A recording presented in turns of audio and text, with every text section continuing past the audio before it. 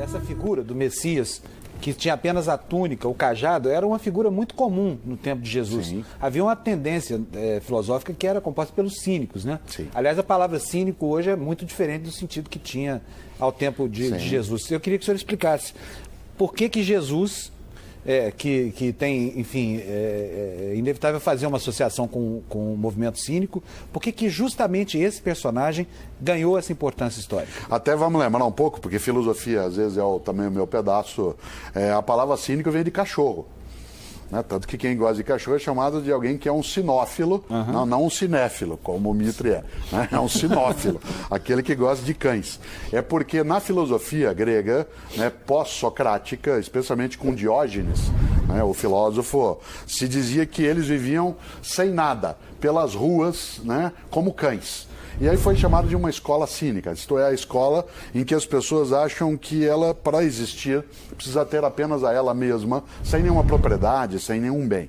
Curiosamente, há alguns autores que argumentam que Jesus de Nazaré aderiu, né, a esta concepção do ponto de vista filosófico. Isto é, ele partilhava esta perspectiva. Mais do que a estoica. Claro, muito mais do que a estoica, porque a estoica significaria, né, aqueles que, tal como lembravam alguns, aqueles que sofriam encalados. Alguns, inclusive, dizem que João Batista, né, seu primo, e aquele que vai batizá-lo dentro da tradição cristã, ele também tinha, né, por ter vivido no deserto, ter se alimentado com coisas que são do dia a dia banal, que ele seria também alguém com essa perspectiva. João, aliás, é mais próximo dos cínicos, de Diógenes, Antístenes, do que Jesus. Jesus como concepção. Jesus até que gostava tem algo de uma vidazinha boa em alguns momentos. Que retoma, sem dúvida. É muito mais ascético João Batista do que Jesus, né, nesse ponto de vista. Mas há uma questão séria, que é fazer com que, volta ao tema,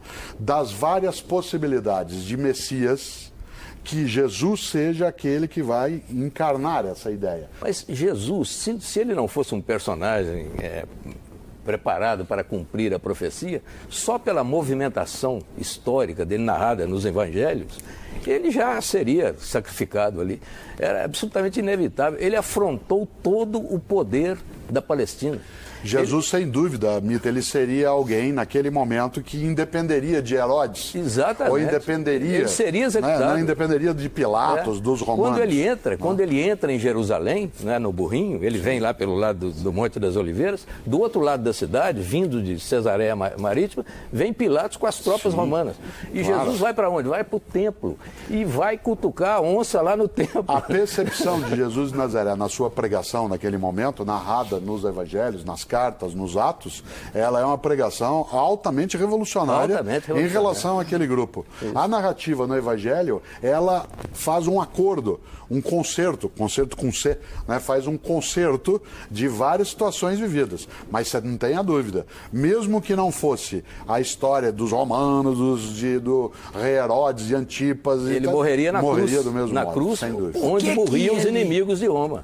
Por que ele é chamado Cristo e não Emanuel? Porque Emanuel é um nome que se usa para também falar de algo que Isaías tinha profetizado. Você sabe que o nome dele, Jesus, é uma romanização de Yeshua ou Joshua, né, que da onde deu a expressão Jesus, que é uma forma de abreviar o nome de Josué, que é uma das grandes personagens da tradição judaica do passado. Mas até Emanuel, que aí significa Deus conosco, né, que vai dar para nós no Ocidente o nome Manuel, ele é muito mais uma aproximação com uma profecia feita no Antigo Testamento por Isaías do que de fato o nome que ele terá. Porque o Cristo, a palavra Cristo, é derivada de um termo grego. Sim, Cristo é o ungido, o abençoado. Não é do termo indiano ou védico, Krishna? Não tem nada a ver. Não tem a ver. É uma mera coincidência sonora. Uma coincidência. Cristo significa o que ele quer, o ungido, que é aquele que é abençoado, que é aquele que foi o escolhido. Né? Desse Agora, ponto professor, de vista, ele combina com a expressão hebraica Messia. Né? Professor, eu só queria deixar uma perguntinha, depois ele responde. É pouco provável, não há nenhuma prova, nenhuma evidência, não há sinal nenhum de que Jesus nasceu no dia 25 de dezembro. E nunca os cristãos disseram isso. Pois Mas nos diz que nós vamos voltar, podemos voltar nessa... Nunca os cristãos disseram qual era a data. Exatamente, mas aí tem uma criaram convenção, isso. Tem uma convenção em relação Tem uma convenção, a isso, mas tem um outro dado histórico, aí esse é histórico interessante. Uma divindade, Mitra, que eu não posso esquecer o nome, nasceu sim, no dia 25 de dezembro, acredita-se segundo a tradição do mitraísmo. Então, alguns vão dizer que é mito, outros vão dizer que é místico. O cristianismo foi lá e pegou essa data. Né? Isso não muda toda a história, né? Mas ele dá um sabor especial porque aprofunda o mistério. E religião é mistério. Professor, nós vamos aproveitar agora, eu queria interromper em função disso, porque nós vamos conhecer a opinião de um outro especialista, que é o historiador André Chivitarese. Ele é professor de História Antiga da Universidade Federal do Rio de Janeiro. Normalmente, quando a gente pede uma prova concreta, nós esperamos um objeto palpável, não é? A cama, a casa, a roupa. Bom, isso não tem. Mas, do ponto de vista acadêmico, científico, nós trabalhamos com o que se estabeleceu como a múltipla confirmação. Isso é, quando autores diferentes, que nunca se viram, que nunca se leram, que nunca se encontraram, são capazes de afirmar frases, ditos, ideias exatamente iguais entre eles sobre Jesus. Então, vou dar um exemplo. Paulo, que é o autor mais antigo que nós temos em termos de produtor de cartas, não é? Ele é capaz de registrar, palavra por palavra, o que Jesus disse na última ceia pascal junto dos seus discípulos. Marcos, um evangelista que veio muito depois de Paulo, sem nunca ter lido Paulo, foi capaz de também falar exatamente as mesmas palavras que Jesus disse. Então, há uma argumentação bastante plausível para dizer que Jesus existiu. Muito embora a gente não conheça sua casa, não conheça sua cama, não conheça sua roupa. E digo mais, hoje a história, a arqueologia já conseguem ver a sombra que Jesus projetou no seu andar. Ainda não chegamos nele, mas já conhecemos a sua sombra. E acho que a tendência, cada vez mais em que a pesquisa avançar, principalmente arqueológica, nós vamos chegar a Jesus. Mas aí, se acharmos, por exemplo, o túmulo de Jesus, como queria um cineasta europeu, acabou o fundamento do cristianismo. Claro. Quer dizer, evidência científica demais túmulo, pode não... Se achasse o corpo. A ossada, digamos. Agora, uma das coisas curiosas, para nós, quando se fala de achar o corpo de Jesus e, portanto, negar o Cristo ressuscitado, é o James Cameron, né? É o James Cameron, canadense, né, que falava disso. Você imagine que, mesmo naquela época, as autoridades judaicas daquele tempo, que queriam se contrapor àquela percepção que Jesus houvera incutido em uma parcela daquela população, se a ressurreição, que é a principal forma de elevar a divindade daquela crença, o quanto que esse túmulo com o cadáver deve ter sido procurado. Ademais, romanos tinham um hábito absolutamente política de Estado. Aquele que fosse executado e que tivesse muitos seguidores, o corpo dele era colocado para apodrecer, para que não se pudesse fazer o culto ao sepulcro, ao lugar onde ele fosse sepultado. Mas no caso de Jesus, José de Arimateia não resgatou o corpo dele da cruz? Mas não que os romanos iam deixar. Eles não tinham uma polícia assim tão ineficiente, né, e que daria para Arimateia pegar, ainda mais numa cidade, né, como Jerusalém. Né, não dava para você ir fazendo as coisas e, né, escondendo. Não era assim, chega lá no Estado romano. O Arimateia seria uma prova de que ali no Sinédrio havia uma infiltração cristã bastante significativa. Eu acho que cristã Nicodemos, no outro evangelho vai aparecer Nicodemos, né? Que eu acho foi que não há um único cristianismo quando ele nasce, assim como não há uma única forma de prática do judaísmo no século I. Se nós olhamos, por exemplo, quando Jesus está na sua atividade, quando Jesus está na sua pregação e na sua vida, se ele está lá, você tem pelo menos 4 grandes grupos judaicos naquele momento de natureza religiosa e política. Os saduceus, os fariseus, os essênios e os zelotes. Quer dizer, esses 4 grupos convivem. E eles não são unívocos, não são o mesmo grupo.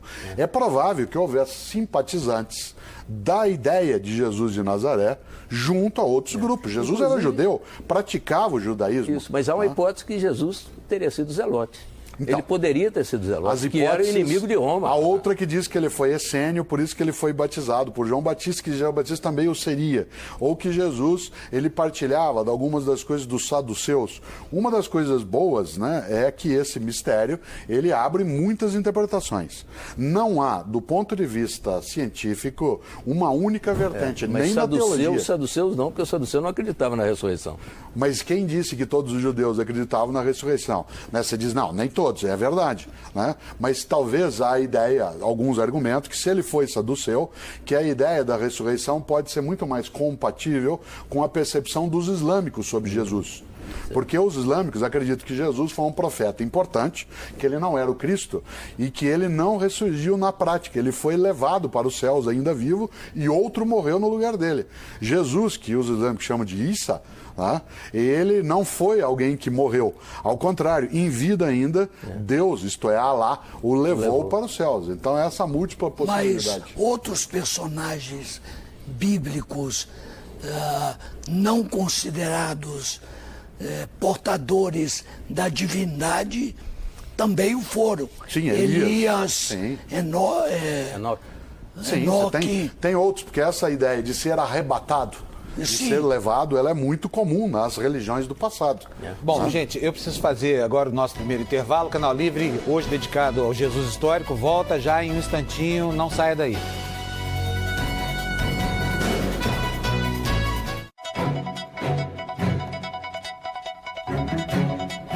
Voltamos com o Canal Livre, que esta noite debate a história de Jesus com o filósofo Mário Sérgio Cortella.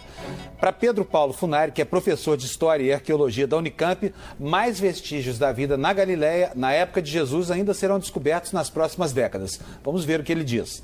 A arqueologia ela é muito importante porque ela nos fornece o contexto no qual Jesus viveu. Nós temos muitas informações que provêm de escavações na Terra Santa, na Palestina. Elas se referem tanto às maneiras como as pessoas viviam, as suas casas, como que viviam as autoridades, como vivia o povo comum. Na Palestina, a vida era ao mesmo tempo muito simples, porque a população local dos seguidores de Jesus eram pessoas analfabetas que viviam no campo, viviam de atividades muito simples como a pescaria, que eram os primeiros seguidores de Jesus, camponeses, mas ao mesmo tempo era uma sociedade muito complexa, porque havia cidades inclusive com uma população estrangeira que falava outra língua, que era o grego. Havia tropas romanas que vinham soldados de pontos muito distantes do Império. Portanto, Jesus conviveu, embora os seus seguidores e seu círculo mais íntimo fossem de pessoas muito humildes, ele conviveu com pessoas de diferentes origens étnicas, de uma região muito grande do Mediterrâneo Antigo. Nós descobrimos há um tempo atrás um barco na Palestina que é muito parecido com o que teria sido o barco dos pescadores que seguiam Jesus, como Pedro, e que Jesus mesmo utilizou. Encontramos também vestígios de casas da Palestina, da época de Jesus, que não usavam telhas, e que explica, por exemplo, uma passagem do Evangelho que fala que um paralítico passou pelo telhado, quer dizer, na verdade não eram telhas, era um teto de palha que podia ser facilmente retirado. Então, com certeza, novas informações virão nas próximas décadas.